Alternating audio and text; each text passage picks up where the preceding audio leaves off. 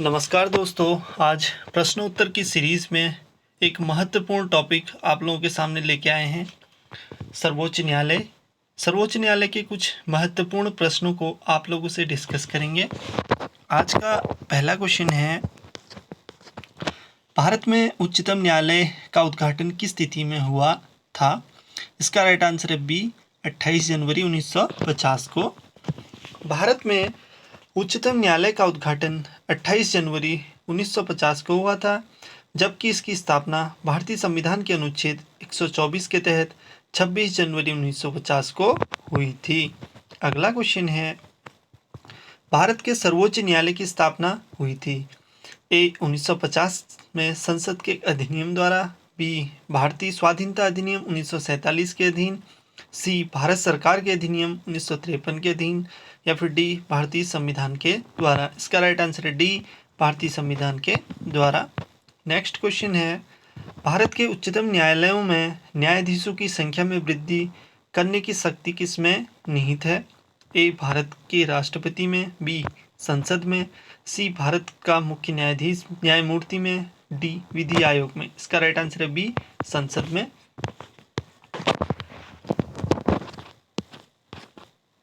भारतीय संविधान के अनुच्छेद 124 में उच्चतम न्यायालय के गठन के संबंध में प्रावधान किया गया है।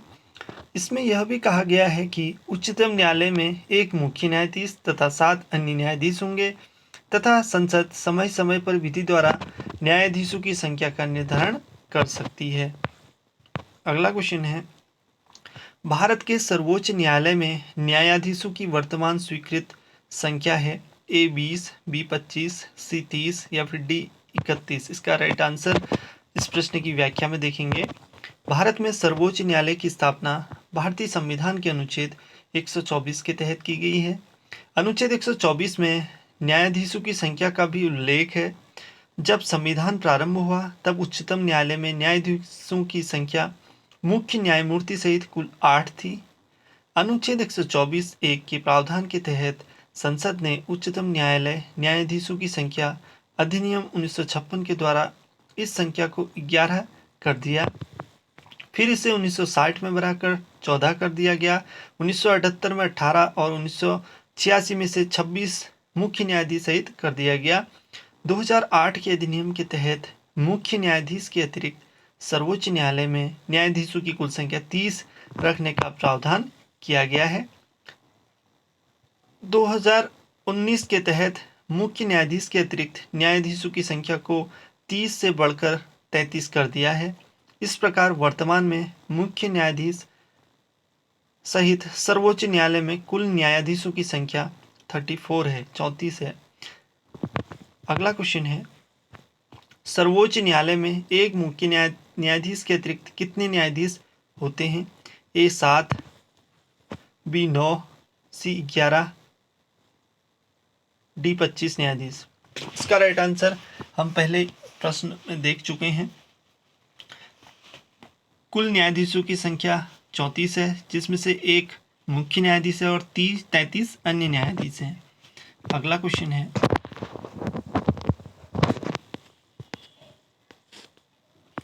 मंत्रिमंडल के फरवरी 2008 में लिए गए निर्णय के अनुसार सरकार उच्चतम न्यायालय में जजों की संख्या में वृद्धि करेगी। इस निर्णय के अंतर्गत भारत के मुख्य न्यायाधीश को छोड़कर उच्चतम न्यायालय में जजों की संख्या होगी ए 32, बी 30, सी 38 या फिर डी 26। इसका राइट आंसर हम पहले वाले क्वेश्चन में देख चुके हैं। इसका राइट आंसर है 33। सर्वोच्च न्यायालय में न्यायाधीश नियुक्त होने के लिए व्यक्ति को कम से कम कितने वर्ष उच्च न्यायालय का एडवोकेट होना चाहिए? ए 20 वर्ष, बी 10 वर्ष, सी 8 वर्ष या फिर डी 25 वर्ष। इसका राइट आंसर है बी 10 वर्ष। संविधान के अनुच्छेद 124 के तहत उच्चतम न्यायालय के न्यायाधीशों की नियुक्ति होती है। उच्चतम न्यायालय का प्रत्येक न्यायाधीश राष्ट्रपति द्वारा नियुक्त किया जाता है। राष्ट्रपति उच्चतम न्यायालय या उच्च न्यायालयों में किसी भी न्यायाधीश की नियुक्ति भारत के मुख्य न्यायाधीश की राय के अनुरूप करेगा। अनुच्छेद 124(3) के अनुसार उच्चतम न्यायालय में न्यायाधीशों की नियुक्ति के लिए निम्नलिखित योग्यताएं होनी चाहिए। वह भारत का नागरिक हो, एक या अधिक उच्च न्यायालय का कम से कम 5 वर्ष का न्यायाधीश रहा हो, या एक या अधिक उच्च न्यायालयों में कम से कम 10 वर्ष तक अधिवक्ता रहा हो। फोर्थ पॉइंट है, वह राष्ट्रपति की राय में पारंगत विधिवेत्ता हो। अगला क्वेश्चन है, भारतीय सर्वोच्च न्यायालय में न्यायाधीशों की नियुक्ति कौन करता है? ए प्रधानमंत्री, बी राष्ट्रपति, सी भारत का मुख्य न्यायाधीश, डी लोकपाल। इसका राइट आंसर है बी भारत का राष्ट्रपति। अगला क्वेश्चन है, सर्वोच्च न्यायालय का न्यायाधीश अपना पद त्याग सकता है? पत्र लिखकर, वह मुख्य न्यायाधीश को, बी राष्ट्रपति को, सी प्रधानमंत्री को, या फिर डी विधि मंत्री को। इसका राइट आंसर है बी राष्ट्रपति को।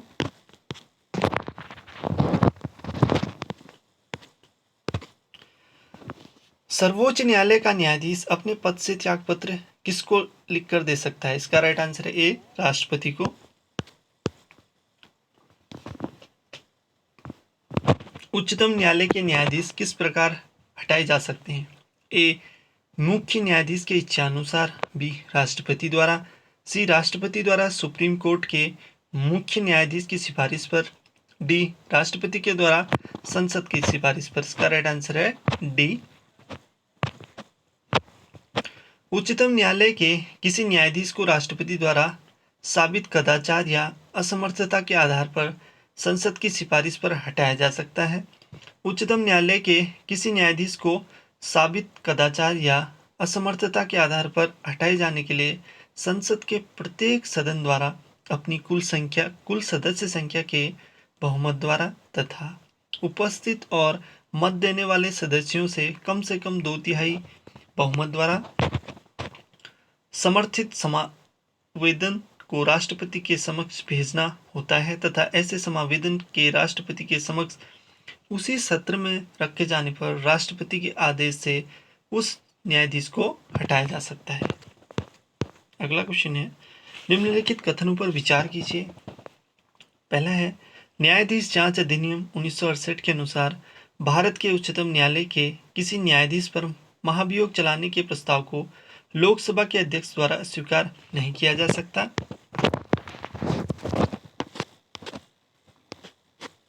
इसका राइट आंसर है सी। जो कथन इसमें सही है, थर्ड और फोर्थ।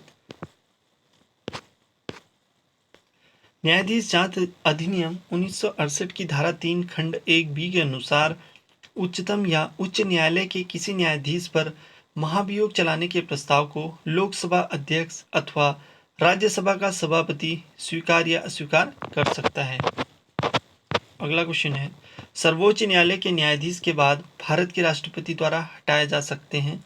ए सीबीआई की जांच, बी भारत के मुख्य न्यायाधीश की जांच, सी भारत की बार काउंसिल की रिपोर्ट पर, डी संसद में महाभियोग प्रस्ताव पारित होने पर। इसका राइट आंसर है डी संसद में महाभियोग प्रस्ताव पारित होने पर।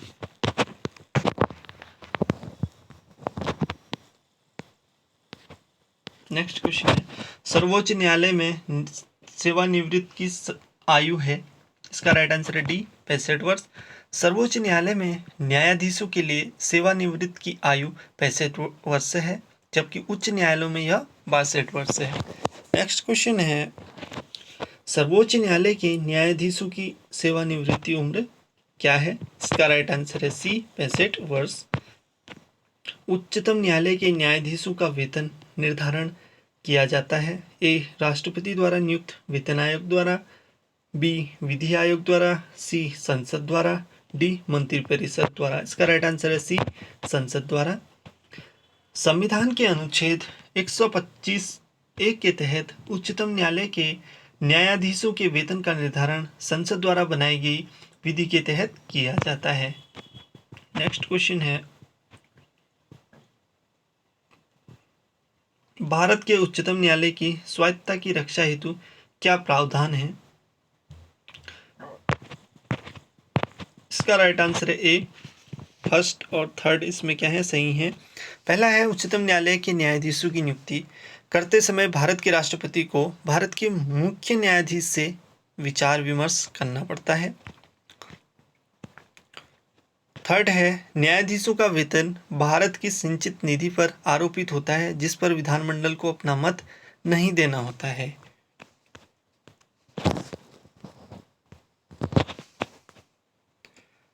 नेक्स्ट क्वेश्चन है, निम्नलिखित कथनों पर विचार कीजिए। पहला है, संसद भारत के उच्चतम न्यायालय की आधिकारिकता को विस्तारित नहीं कर सकती, क्योंकि उसकी आधिकारिकता वही है जो संविधान ने प्रदान की है। दूसरा है, उच्चतम न्यायालय और उच्च न्यायालयों के अधिकारी और सेवक समृद्ध मुख्य न्यायमूर्ति द्वारा नियुक्त किए जाते हैं और न्यायालयों का प्रशासनिक व्यय भारत की संचित निधि पर आधारित होता है। इसका राइट आंसर है डी। ये दोनों जो ऑप्शन है ये सही नहीं है। संविधान के अनुच्छेद 138 के तहत संसद विधि द्वारा विधि बनाकर उच्चतम न्यायालय के संघ सूची के संबंध में अतिरिक्त आधिकारिकता को विस्तारित कर सकती है। अगला क्वेश्चन है, सेवानिवृत्त होने के पश्चात सर्वोच्च न्यायालय के न्यायाधीश वकालत कर सकते हैं। ए, केवल सर्वोच्च न्यायालय में, बी, केवल उच्च न्यायालय में, सी, सर्वोच्च न्यायालय तथा उच्च न्यायालय में, डी, किसी भी न्यायालय में नहीं। इसका राइट आंसर होगा डी, किसी भी न्यायालय में नहीं। संविधान के अनुच्छेद 124(7) के अनुसार सेवानिवृत्त होने के पश्चात सर्वोच्च न्यायालय के न्यायाधीश किसी भी न्यायालय में वकालत नहीं कर सकते, जबकि अनुच्छेद 220 के अनुसार उच्च न्यायालय के न्यायाधीश सेवानिवृत्त होने के बाद उच्चतम न्यायालय में एक अन्य उच्च न्यायालय जिस उच्च न्यायालय में स्थायी न्यायाधीश रहे हो उसमें नहीं में वकालत कर सकते हैं। नेक्स्ट क्वेश्चन है, भारत के सर्वोच्च न्यायालय के कार्यवाहक मुख्य न्यायाधीश की नियुक्ति करता है। इसका राइट आंसर है सी, राष्ट्रपति। अनुच्छेद 126 के अनुसार सर्वोच्च न्यायालय के कार्यवाहक मुख्य न्यायाधीश की नियुक्ति राष्ट्रपति द्वारा की जाती है। ऐसा तब किया जाता है जब मुख्य न्यायाधीश का पद रिक्त हो अथवा वह अपने कर्तव्यों का निर्वहन करने में असमर्थ हो। नेक्स्ट क्वेश्चन है, भारत के कार्यवाहक मुख्य न्यायाधीश की नियुक्ति कौन करता है? ए, भारत का मुख्य न्यायाधीश, बी, राष्ट्रपति की पूर्व स्वीकृति के से भारत का मुख्य न्यायाधीश, सी, राष्ट्रपति, या फिर डी, भारत के मुख्य न्यायाधीश के परामर्श से राष्ट्रपति। इसका राइट आंसर है सी, राष्ट्रपति। नेक्स्ट क्वेश्चन है, सर्वोच्च न्यायालय के न्यायाधीश की नियुक्ति की जाती है राष्ट्रपति के द्वारा। ए, राज्यसभा द्वारा अनुमोदित किए जाने पर, बी, लोकसभा की सलाह पर, सी, प्रधानमंत्री की सलाह पर, या फिर डी, सर्वोच्च न्यायालय के मुख्य न्यायाधीश के परामर्श के साथ। इसका राइट आंसर है डी। सर्वोच्च न्यायालय के न्यायाधीशों की नियुक्ति भारतीय संविधान के अनुच्छेद 124(2) के तहत राष्ट्रपति द्वारा सर्वोच्च न्यायालय के और राज्यों के उच्च न्यायालयों के ऐसे न्यायाधीशों से परामर्श के पश्चात जिनसे राष्ट्रपति इस प्रयोजन के लिए परामर्श करना आवश्यक समझे की जाती है, परंतु न्यायमूर्ति से भी भिन्न किसी न्यायाधीश की नियुक्ति की स्थिति में मुख्य न्यायाधीश से परामर्श आवश्यक है।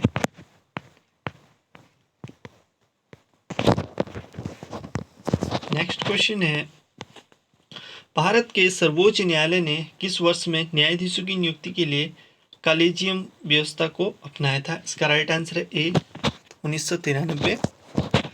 भारत के सर्वोच्च न्यायालय ने उच्चतर न्यायाधीशों की नियुक्ति एवं स्थानांतरण के लिए वर्ष 1993 में कॉलेजियम व्यवस्था को अपनाया। वर्ष 1993 में supreme court advocates on record association बनाम यूनियन ऑफ इंडिया मामले में सर्वप्रथम उच्चतम न्यायालय द्वारा न्यायाधीशों की नियुक्ति के लिए कॉलेजियम की स्थापना का निर्णय लिया गया।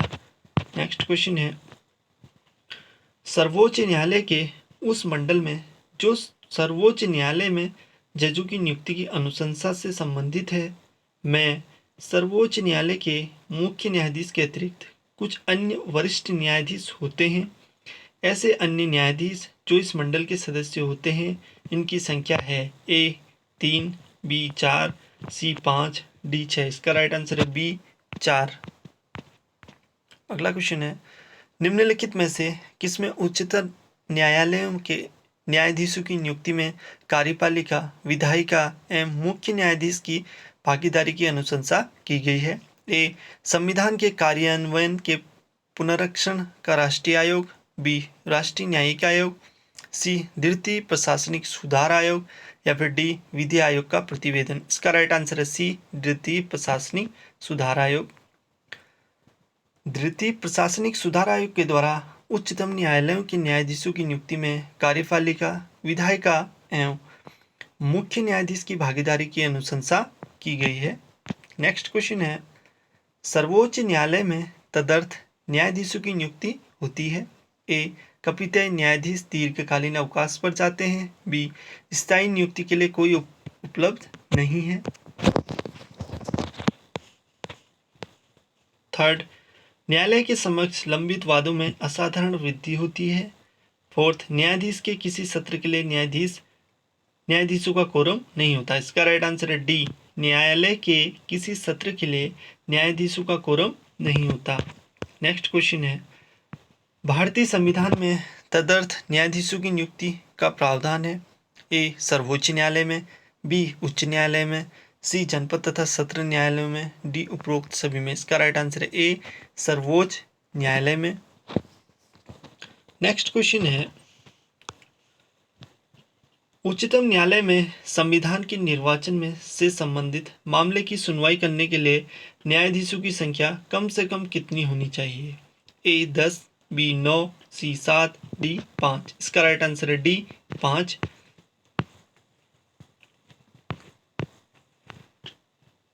नेक्स्ट क्वेश्चन है, संविधान के निर्वाचन के बारे में विधि के सार्वजन प्रश्न से संबंधित वाद पर विचार करने के लिए उच्चतम न्यायालय के न्यायाधीशों की संख्या कम से कम कितनी होनी चाहिए। ए. 5, बी. 7, सी. 11, डी. 13। इसका राइट आंसर है ए. 5।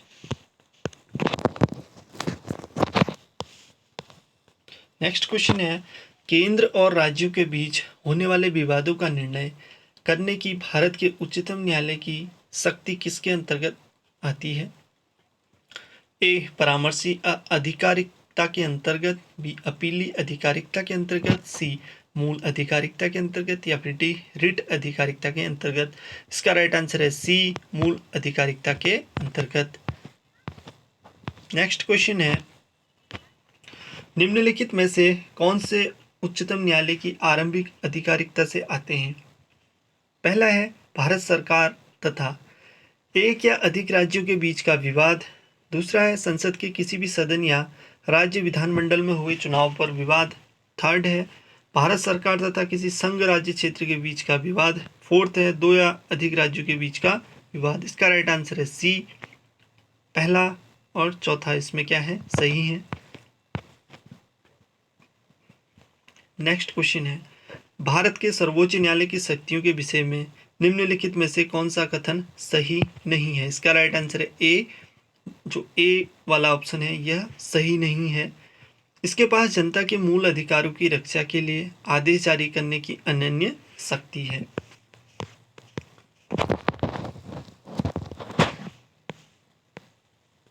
नेक्स्ट क्वेश्चन है, निम्नलिखित कथनों में से कौन सा एक सही नहीं है। इसका राइट आंसर है सी. जो सही नहीं है, सर्वोच्च न्यायालय कोर्ट मार्शल को छोड़ अन्य किसी भी उच्च न्यायालय अदालतों की सुनवाई कर सकता है। सशस्त्र सेना न्यायाधिकरण अधिनियम 2007 के प्रावधान के अनुसार कोर्ट मार्शल की अपील सर्वोच्च न्यायालय में की जा सकती है।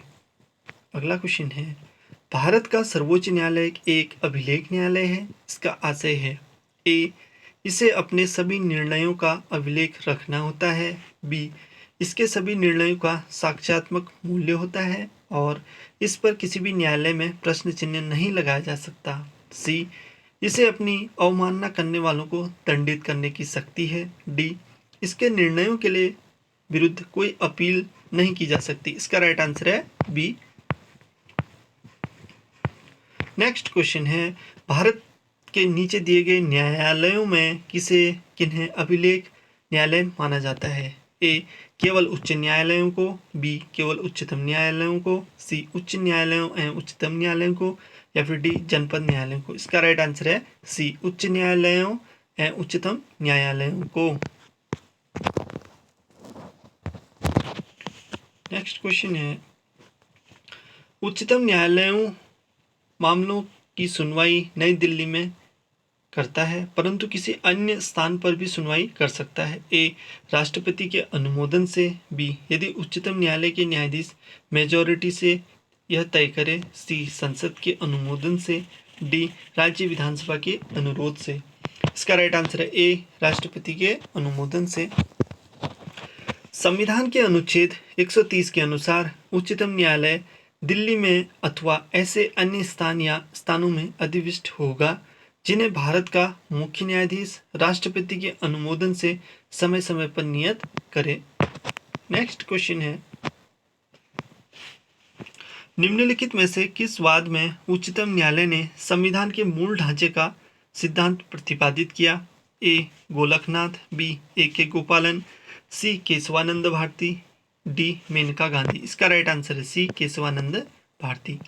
केशवानंद भारती बनाम केरल राज्य मामले 1973 में उच्चतम न्यायालय की 13 सदस्यीय संविधान पीठ ने संविधान के मूल ढांचे का सिद्धांत प्रतिपादित किया था। इस निर्णय में यद्यपि संविधान संशोधन की संसद की शक्ति को स्वीकार किया गया था परंतु यह भी कहा गया था कि अनुच्छेद 368 को संविधान की मूल संरचना या सांचे ढांचे में परिवर्तन करने की शक्ति प्रदान नहीं करता है। नेक्स्ट क्वेश्चन है, निम्नलिखित में से किस वाद में भारतीय संविधान के मूलभूत ढांचे की अवधारणा प्रतिपादित की गई है। ए, इंदिरा साहनी वाद। बी, शंकरी प्रसाद का वाद। सी, रुदल शाह का वाद। डी, उपयुक्त में से कोई नहीं। इसका राइट आंसर है डी, इनमें से कोई नहीं। नेक्स्ट क्वेश्चन है, भारतीय संविधान के निम्नलिखित अनुच्छेदों में से कौन सर्वोच्च न्यायालय द्वारा संविधान का उल्लंघनीय मौलिक ढांचा घोषित किया गया है। फर्स्ट है अनुच्छेद 32, सेकंड अनुच्छेद 226, थर्ड अनुच्छेद 227, फोर्थ अनुच्छेद 245। इसका राइट आंसर है ए, फर्स्ट, सेकंड और थर्ड। अनुच्छेद 32 और अनुच्छेद 226 क्रमशः सर्वोच्च न्यायालय एवं उच्च न्यायालय की रिट अधिकारिकता को प्रदर्शित करते हैं। अनुच्छेद 227 उच्च न्यायालय की अधीनस्थ न्यायालय पर अधीक्षण की शक्ति प्रदर्शित करता है। इन तीनों ही अनुच्छेदों को सर्वोच्च न्यायालय द्वारा अपने विभिन्न निर्णयों में उल्लंघनीय मौलिक ढांचा घोषित किया गया है। नेक्स्ट क्वेश्चन है, भारत में संविधान की मूल संरचना बुनियादी ढांचे के सिद्धांत का स्रोत है। ए, संविधान में। बी, न्यायिक व्यवस्था में। सी, न्यायविदों के मत में। डी, संसदीय कानून में। इसका राइट आंसर है बी, न्यायिक व्याख्या में। केशवानंद भारती बनाम भारत संघ के वाद में न्यायमूर्ति सीकरी ने संविधान की मूल संरचना बुनियादी ढांचा के सिद्धांत की व्याख्या की जिसका अनुमोदन मिनर्वा मिल के बाद में भी किया गया है। नेक्स्ट क्वेश्चन है, उच्चतम न्यायालय द्वारा आज तक की दूसरी सबसे बड़ी खंडपीठ किस केस में बनी। ए, गोलकनाथ केस में। बी, मिनर्वा मिल्स केस में। सी, बैंक इंटरनेशनलाइजेशन केस में। सी, टी.एम. पाई फाउंडेशन केस में। इसका राइट आंसर है ए, गोलकनाथ केस में। केशवानंद भारती केस 1973 में उच्चतम न्यायालय द्वारा अब तक की सबसे बड़ी खंडपीठ 13 न्यायाधीशों का गठन किया गया था। नेक्स्ट क्वेश्चन है, निम्नलिखित में से किस वाद में उच्चतम न्यायालय ने यह धारणा व्यक्त की कि मूल अधिकार व्यक्ति को जैसा उसे सबसे अच्छा लगे उस तरह अपनी जिंदगी की रूपरेखा तैयार करने के लिए सक्षम बनाते हैं। ए, इंदिरा गांधी बनाम राजनारायण। बी, गोलकनाथ बनाम स्टेट ऑफ पंजाब। सी, बैंकों के राष्ट्रीयकरण का मामला। डी, अजहर बनाम म्युनिसिपल कॉरपोरेशन। इसका राइट आंसर है बी, गोलकनाथ बनाम state of Punjab. Next question है, वाद या उस वाद में उच्चतम न्यायालय की व्यवस्था के त्रुटिपूर्ण युग्म को पहचानिए। इसका राइट आंसर है डी, बेला बनर्जी वाद विदेश यात्रा का अधिकार दैहिक स्वतंत्र का भाग है। ये क्या है, गलत है। बेला बनर्जीवाद पश्चिम बंगाल भूमि विकास एवं नियोजन अधिनियम 1948 से संबंधित है। विदेश यात्रा का अधिकार दैहिक स्वतंत्रता के भाग के रूप में उच्चतम न्यायालय द्वारा मेनका गांधी वाद में ही माना गया था। नेक्स्ट क्वेश्चन है, निम्नलिखित कथनों पर विचार कर बताइए कि इनमें कौन सा एक सही है। ए, सर्वोच्च न्यायालय केवल मूल क्षेत्राधिकार रखता है। बी, यह केवल मूल एवं अपीली क्षेत्राधिकार रखता है। सी, यह केवल परामर्श संबंधी तथा अपीली क्षेत्राधिकार रखता है। डी, यह मूल अपीली और परामर्श संबंधी क्षेत्राधिकार रखता है। इसका राइट आंसर है डी।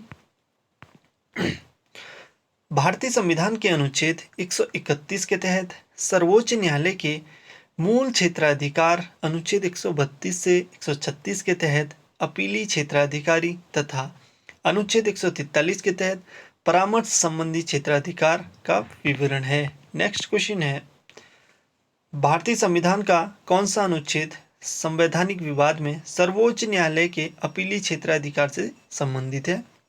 ए, अनुच्छेद 131। बी, अनुच्छेद 132।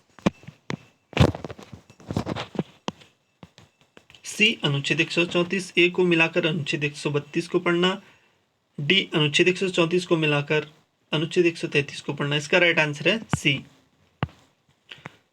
अनुच्छेद 132 के अनुसार किसी उच्च न्यायालय की सिविल, दांडी तथा अन्य कार्रवाई के लिए किसी निर्णय, डिक्री या अंतिम आदेश की अपीली उच्चतम न्यायालय में होगी। नेक्स्ट क्वेश्चन है, संविधान की व्याख्या से संबंधित सभी विवाद सर्वोच्च न्यायालय के पास लाए जा सकते हैं। इसके ए, प्रारंभिक क्षेत्राधिकार के अंतर्गत। बी, अपीली क्षेत्राधिकार के अंतर्गत। सी, परामर्शदाती क्षेत्राधिकार के अंतर्गत या फिर डी, इनमें से कोई नहीं। इसका राइट आंसर है बी, अपीली क्षेत्राधिकार के अंतर्गत। नेक्स्ट क्वेश्चन है, भारत में सुधारात्मक याचिका उच्चतम न्यायालय में निम्न अनुच्छेद के अंतर्गत दाखिल की जा सकती है। ए, 138। बी, 140। सी, 142। डी, 146। का राइट आंसर है सी, 142 के अंतर्गत। संविधान का कौन सा अनुच्छेद उच्चतम न्यायालय को उसके द्वारा दिए गए निर्णय अथवा आदेश के पुनर्विलोकन हेतु अधिकृत करता है। ए, अनुच्छेद 137। बी, अनुच्छेद 130। सी, अनुच्छेद 139। डी, अनुच्छेद 138। इसका राइट आंसर है ए, अनुच्छेद 137। नेक्स्ट क्वेश्चन है, उच्चतम न्यायालय द्वारा सुनाए गए निर्णय या दिए गए आदेश के पुनर्विलोकन के बारे में निम्नलिखित में से कौन सा कथन सही है। इसका राइट आंसर है बी, उच्चतम न्यायालय को अपने द्वारा सुनाए गए निर्णय या दिए गए आदेश का पुनर्विलोकन करने की शक्ति प्राप्त है। नेक्स्ट क्वेश्चन है, भारत के सर्वोच्च न्यायालय के निर्णय के संबंध में निम्न में से क्या सही है। इसका राइट आंसर है ए, सर्वोच्च न्यायालय को अपने निर्णय को परिवर्तित करने का अधिकार है।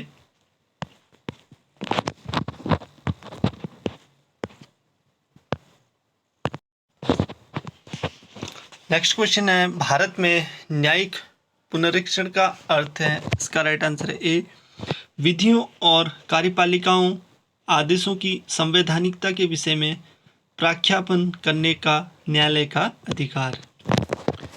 नेक्स्ट क्वेश्चन है, न्यायिक पुनर्विलोकन का अर्थ यह है कि सर्वोच्च न्यायालय, इसका राइट आंसर है डी, राज्य के किसी भी कानून को अवैध घोषित कर सकता है।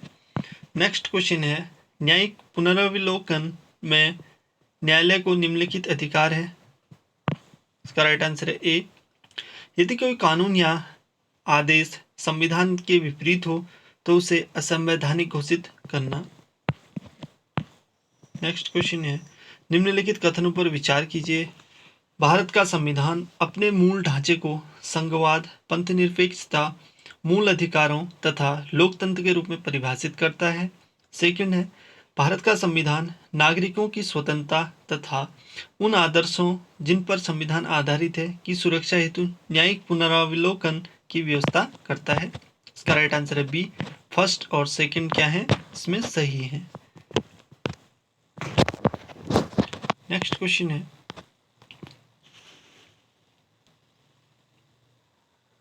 भारत में न्यायिक पुनरावलोकन की शक्ति का प्रयोग किसके द्वारा किया जाता है? इसका राइट आंसर है बी, सर्वोच्च न्यायालय तथा उच्च न्यायालय द्वारा। नेक्स्ट क्वेश्चन है, भारत के संविधान के संदर्भ में निम्नलिखित कथनों पर विचार कीजिए। इसका राइट आंसर है डी। ये दोनों जो ऑप्शन है ये सही नहीं है।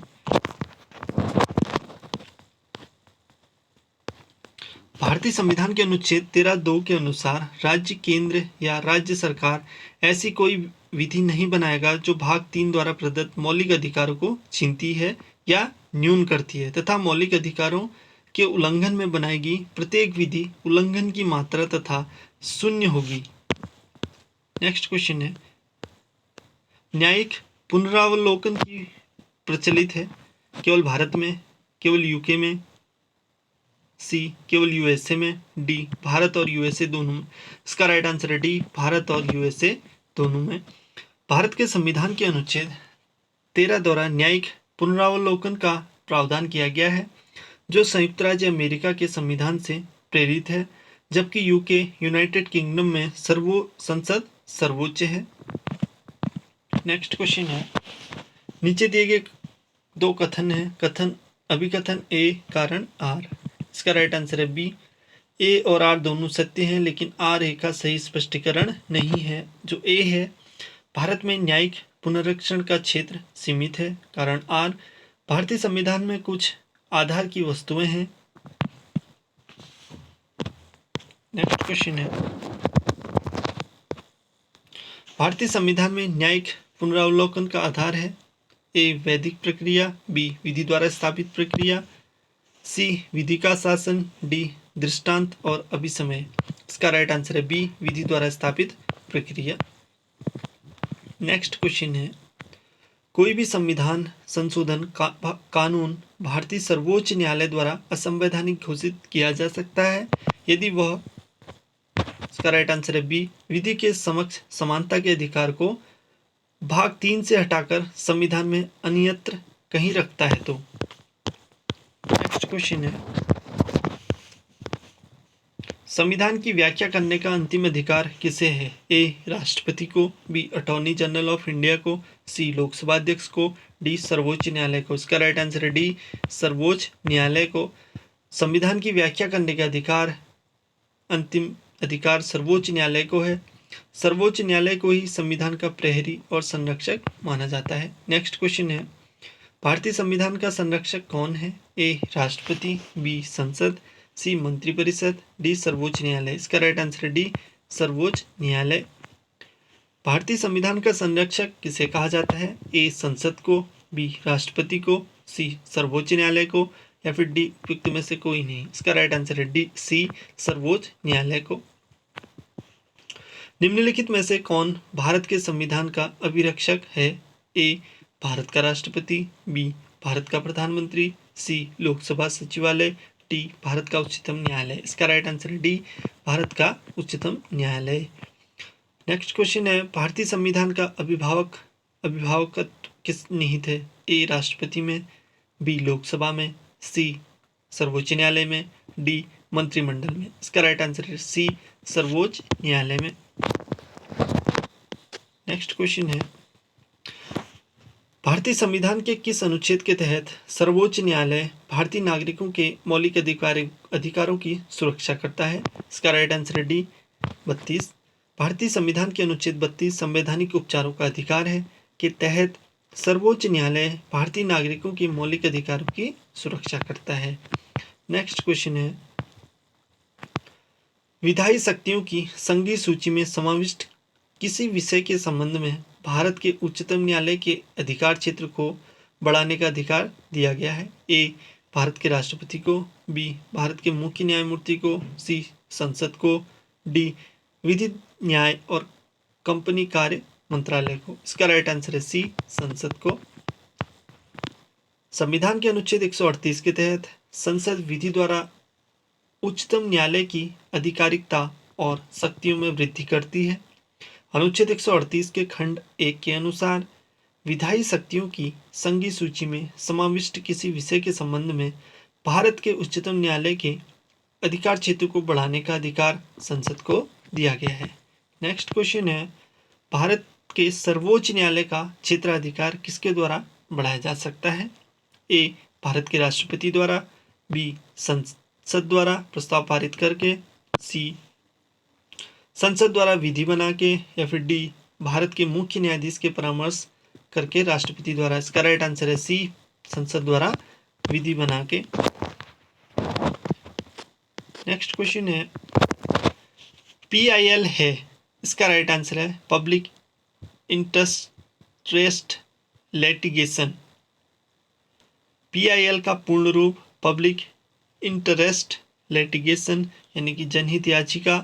जनहित याचिका उच्च न्यायालयों एवं उच्चतम न्यायालय दोनों में प्रस्तुत की जा सकती है। नेक्स्ट क्वेश्चन है, जनहित याचिका PIL कहाँ पर प्रस्तुत की जा सकती है? ए, केवल भारत के सर्वोच्च न्यायालय में, बी, केवल राज्यों के उच्च न्यायालय में, सी, केंद्रीय प्रशासनिक प्राधिकरणों में, डी, उच्च न्यायालयों एवं सर्वोच्च न्यायालयों में। इसका राइट आंसर है डी, उच्च न्यायालयों एवं सर्वोच्च न्यायालय दोनों में। नेक्स्ट क्वेश्चन है, निम्नलिखित कथनों पर विचार कर सही उत्तर निम्न कोटों की सहायता से चुनिए। ए, जनहित याचिका जन सहयोगी नागरिकों को न्यायालय तक जाने की स्वीकृति देती है। कारण आर, जन सहयोगी व्यक्ति उस व्यक्ति के लिए न्याय मांग सके जो किसी कारण से न्यायालय तथा पहुंच जाने में असमर्थ है। इसका राइट आंसर है ए और आर दोनों सत्य हैं। आर ए का से स्पष्टीकरण है। जनहित याचिका के माध्यम से नागरिक समाज का कोई भी व्यक्ति या समूह किसी व्यक्ति, समूह या समाज के हित संबंधी मामलों में न्यायिक उपचार की प्राप्ति हेतु न्यायालय जा सकता है। नेक्स्ट क्वेश्चन है, लोकहितवाद मुकदमे की संकल्पना का उद्गम देश है। ए, ऑस्ट्रेलिया, बी, भारत, सी, USA, डी, UK। इसका राइट आंसर है सी, USA। नेक्स्ट क्वेश्चन है,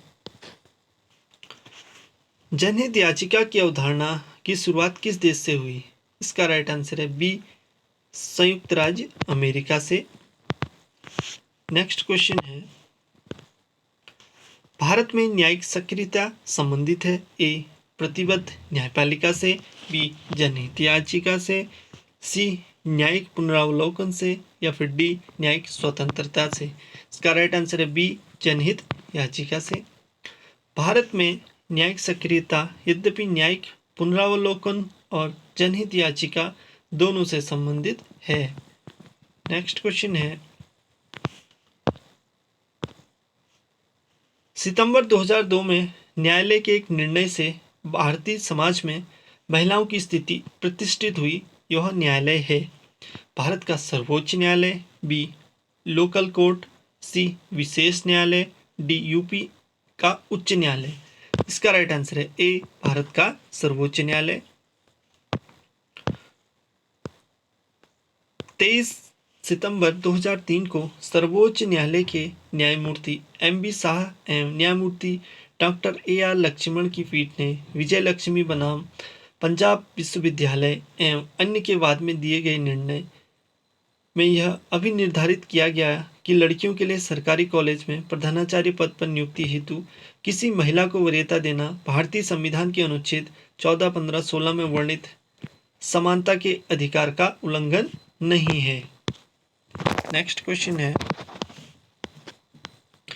उच्चतम न्यायालय ने निम्नलिखित में से किस मामले में पाया कि केंद्रीय अन्वेषण शाखा का पिंजराबंद तोता है? इसका राइट आंसर है डी, कोयला आवंटन घोटालावाद में। उच्चतम न्यायालय ने कोयला आवंटन घोटालावाद की सुनवाई के दौरान CBI को पिंजराबंद तोता की संज्ञा दी थी। नेक्स्ट क्वेश्चन है, समलैंगिकता संबंधी सर्वोच्च न्यायालय का निर्णय निम्नलिखित में से किससे संबंधित है? इसका राइट आंसर है ए, 6 दिसंबर 2018 को सर्वोच्च न्यायालय की 5 सदस्यीय संविधान पीठ ने विभिन्न याचिकाओं पर सुनवाई करते हुए भारतीय दंड संहिता IPC की धारा 377 को आंशिक रूप से असंवैधानिक घोषित किया है। नेक्स्ट क्वेश्चन है, आज का आखिरी क्वेश्चन है,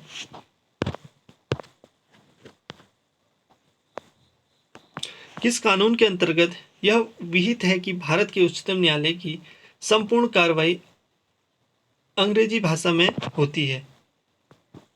इसका राइट आंसर है डी, भारतीय संविधान के अनुच्छेद 348 के द्वारा।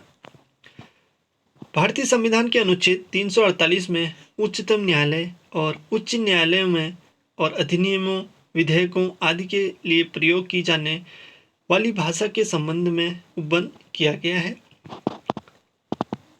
आज के लिए बस इतना ही। मिलते हैं नेक्स्ट वीडियो में नए प्रश्नों के साथ। धन्यवाद।